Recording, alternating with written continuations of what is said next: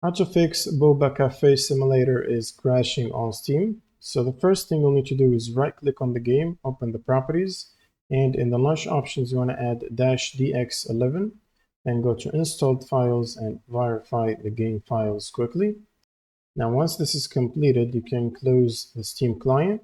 Now you want to open up your browser and navigate to this link, which is going to be in the description below.